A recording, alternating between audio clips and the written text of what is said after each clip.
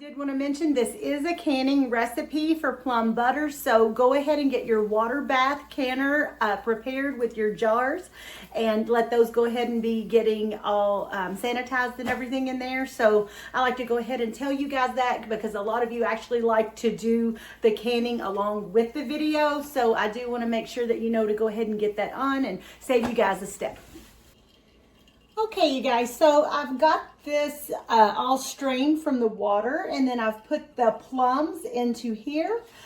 We are going to run that through a sieve to remove all that pulp and get rid of all the seeds and the peelings and everything like that. Now, I am using a Pyrex measuring, big picture type measuring cup because it's got the measurements on the front.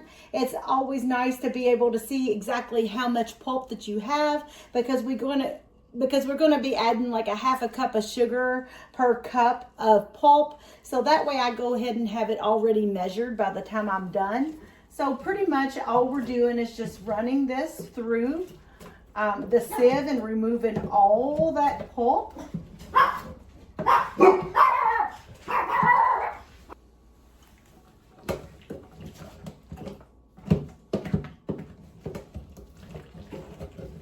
These old time sieves, you guys, I absolutely love it.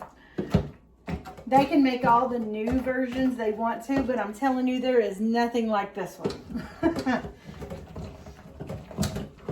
If you're lucky enough to have a grandma or great grandmother to pass that down, it's very nice to have as a kitchen staple, especially if you're doing a lot of canning.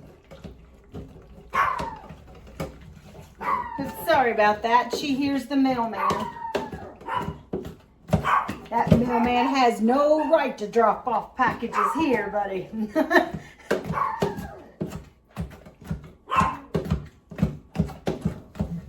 Okay, I like to just make sure we got every last drop. Okay, and then all of this leftover seeds and pulp and things like that, you can put that right in your compost. The peelings and things like that you could give to your chickens, but I wouldn't give them the seeds. Okay? And then see how it was measured right into the measuring container.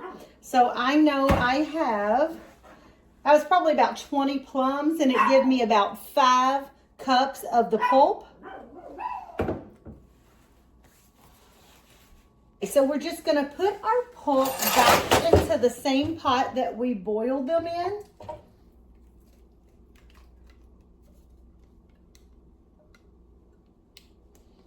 Scrape all that out.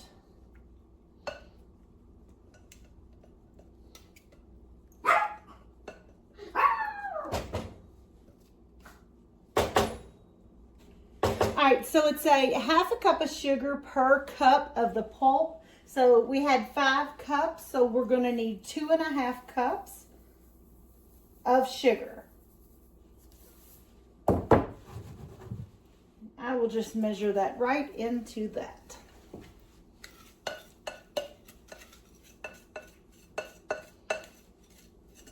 We're just going to put this on the burner.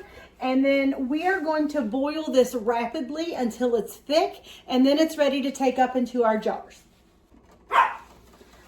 Okay, we are starting to thicken here. I did want to mention that for plum butter, you guys, you don't need to add pectin because the plums actually do contain natural pectin. Slightly underripe plums actually contain the most. But for making plum butter, you don't need to add any type of extra pectin or anything like that, which is awesome for this recipe. So I can actually start filling it, getting a little thicker as you go to stir it. You can feel it getting thick in there. And then once it's the consistency I want, all we're going to do is just take that up into our jars. This is so easy to make, you guys. I mean, if you are just starting out with any type of jams or jellies or butters like this, this is a very easy one for you to try. And it is so scrumptious. This on some country biscuits fresh out of the oven. Oh my goodness. You will want to slap your mama. But anyways, we are going to finish this here. It should be just a couple of more minutes.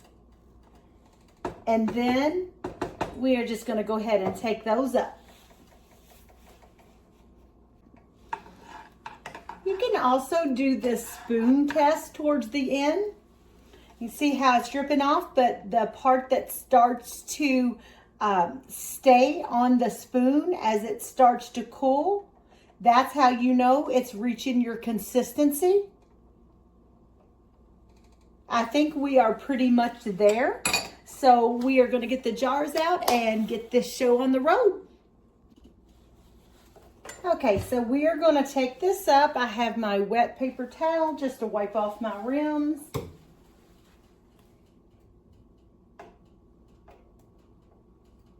This is one of my favorite things to serve whenever I have hot biscuits. You can even kind of melt this down if you want to put it like on pancakes or waffles. Just heat it a tad bit for a thinner consistency, and you can use it like that too. So that way you can go ahead and can it as jam, but you have it as a syrup too if you want to. Or you can just go ahead and take it up a little bit before it thickens and have it as a syrup.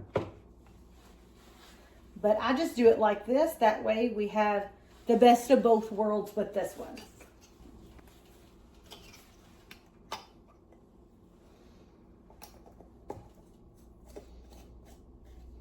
And just fingertip tight. Look how pretty that is. In the jar, I love the color of it too, sitting on your canning shelf. It's so pretty. So I am just going to finish filling up these jars and then get these on a processing. You will process pints for around 10 minutes. And after that, take them up, let them sit overnight on your counter. On a cutting board is what I normally like to do. And then this will be ready to go. Label tomorrow, put on your canning shelves, or go ahead and open up a jar with some biscuits. All right, so here you have it.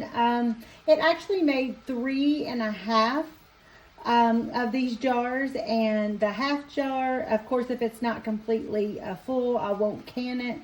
So I just went ahead and put that in the refrigerator, and we will have that sometime this week with some biscuits with supper. So thank you guys for tuning in today. If you have any questions on this recipe, feel free to put it down in the comments, or you can always send me an email at sugarpienellie@gmail.com. And then don't forget this recipe, along with some very good exclusive other recipes, you can find in that summer edition of the magazine. And the link for that will be down in the comments. So you guys have a blessed day, and I will see you next time here on Sugar Pie Nellie. Sugar Pie Nellie, Sugar Pie Nellie, making those jams and jelly. Sugar Pie Nellie.